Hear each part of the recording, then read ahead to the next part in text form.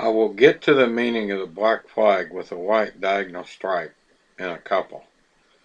But I want to say, and yes, you read the title right, the Tony Stewart grand jury investigation is a joke.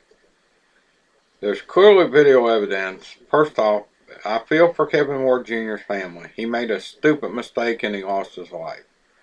He got out of the car, run into traffic at a racetrack. But I'm going to go to an incident, and I was not there that night. I was at another track at my local track. Two cars crashed. One of the drivers was mad. Not an uncommon occurrence. The driver that was mad got out of the car and went after the other driver. And 3 cars crashed trying to avoid him. I tried to find the video on YouTube and couldn't. Fortunately, nobody was injured in that. But both good guys, by the way, the 2 drivers that happened. They were just mad. One of them was just mad. It happens, okay. I'm not arguing that. But back to the Tony Stewart thing.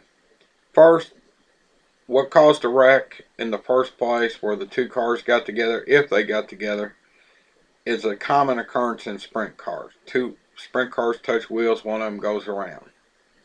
It happened before then. I'm sure it's happened since then. Yeah, you can be mad, but you don't get out of the car and go after another driver, which is what Kevin Ward Jr. did. Now, there's unconfirmed reports on Facebook. This wasn't his first time doing something like that, although the family denies it, okay? Whether it is or not, I can't confirm. But here's what scares me about the grand jury. I Googled Ontario County, New York, and come to find out the sheriff, and his name is Philip, Provero, or something like that, is up for re-election this year. Now, I'm guessing their general election's in November. Did he pressure the prosecutor into convening a grand jury so he could use it in his campaign? It scares me. I could not find no evidence of the prosecutor having an election this year. But I don't like it. I don't like the grand jury being convened. I think it's totally needless.